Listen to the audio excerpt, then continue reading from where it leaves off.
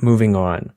The thing that got me tuned into the fact that you were a person doing neurofeedback stuff is that you were occupying a very unique place, which I don't know if this is the case, but from what I understand, you were the first person to do this, which is something I think you called psychedelic-informed neurofeedback.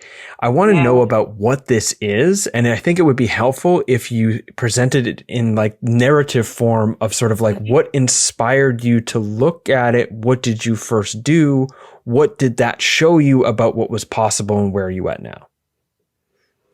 So I went back to school and I was trying to understand how to work with my pain and understand why meditation and different techniques had helped me kind of start developing a new relationship with even the trauma I was experiencing and the dissociation I was experiencing. And for my undergrad, I studied meditation, and I studied in a lab that was affiliated with research, also doing trauma research.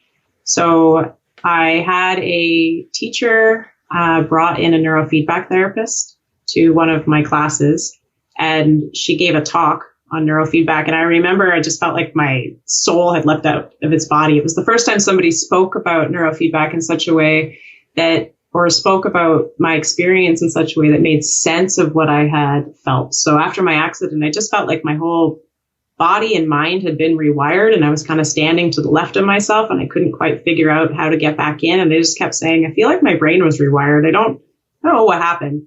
And then she stands up there and she's like, so you can rewire your brain, and we can use these technologies to kind of like figure things out. And sometimes with trauma, people's brains just get rewired, and so we have to reconnect it. And I was, what?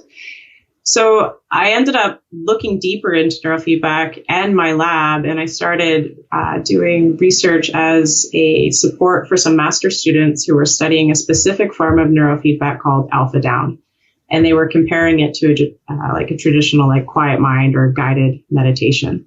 And so I got experience setting up sensors and just learning how to work with the EEG and like watching what they were doing, but I didn't quite understand what it was just yet.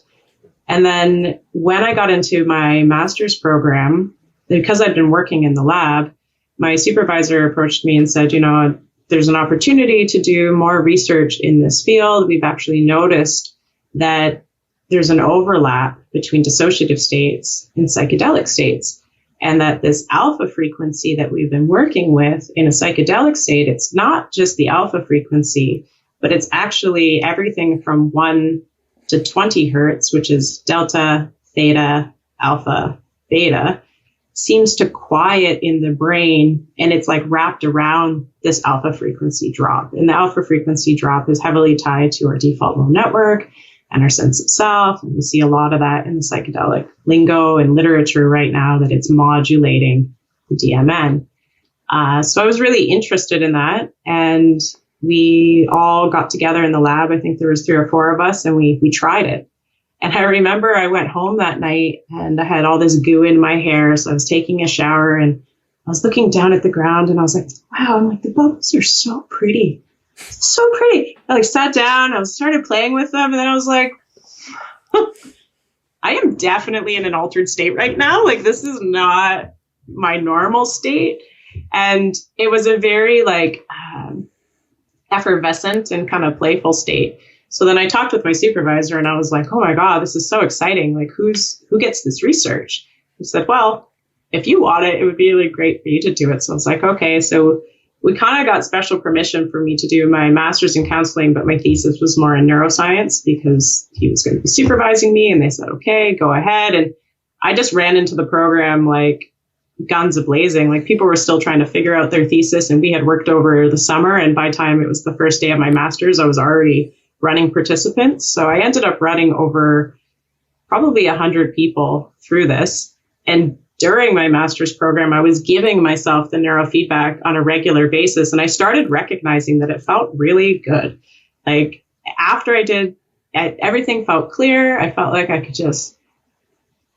had more insight. I felt lighter. My focus was really great. The girls in my program started noticing, like, how are you so productive? Like, what are you doing? So I'm just giving myself neurofeedback 3 days a week while in the midst of training all of these people. And then from there, we just continued to research it and apply it clinically and started understanding like, oh, this seems to be like a real nice attunement in bringing people into a sense of equanimity. So when we're tinkering with the default mode network, it's really similar to doing a Zen practice or a transcendental meditation practice. And from there, I actually discovered the Neuromeditation Institute and Dr. Jeff Durant. And when I started taking courses with him, I realized how closely related it was to the research I was doing. So then I started working with him, teaching there, and it's just, I don't know, the rest has continued to write itself. Interesting. So let me get this straight. When you said you said you got to a point where you're like, oh, there's this correlation between what they're noticing in psilocybin research and this particular neurofeedback protocol. And you said, so we tried it. If what you tried was basically something like looking at the fMRI data from psilocybin and then attempting to reverse engineer it into a neurofeedback protocol that used neurofeedback to encourage and reward your brain to enter a similar brain state as to what psilocybin induces pharmacologically? Yeah, and it was EEG and MEG is what we got it from. But yes, we were just like, wow, that's what we see is happening there.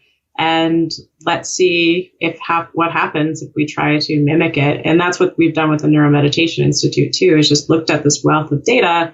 And then you start playing with protocols and getting a sense of, when I'm like tinkering over here, yeah, that does reflect a certain specific state change. And then you let each individual share with you what's the state change that they're experiencing. And then over time, you start seeing specific patterns. And this is stuff that you did specifically with the EEG, MEG stuff with psilocybin. Did you explore it with the EEG, MEG stuff around other stuff? I don't know if this has been done for MDMA, or I think it's been done for DMT, 5-MeO-DMT. Have you explored like this, a similar sort of process with these different states?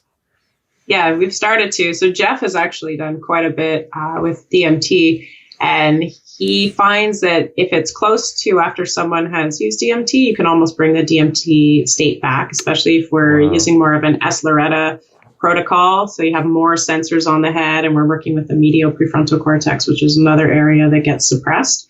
So it's more of an anchoring down. MDMA is more of an insula gamma kind of felt experience. And so that's actually very close to loving kindness meditations.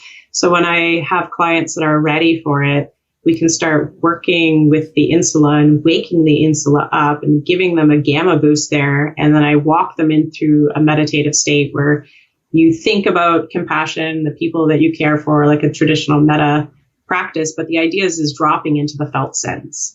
And so when the person finally opens up that felt sense and you really get gamma humming in the insula, people will cry, like they get filled with this warmth, filled with this love, and you just keep rewarding them going higher and higher. Interestingly, though, the insula is also tied to shame and shutdown and lack of feeling. So modulating that area of the brain is really helpful for empathy, which is why MDMA is so powerful. One of the reasons. Interesting. If you enjoyed this clip, please check out the full interview linked here.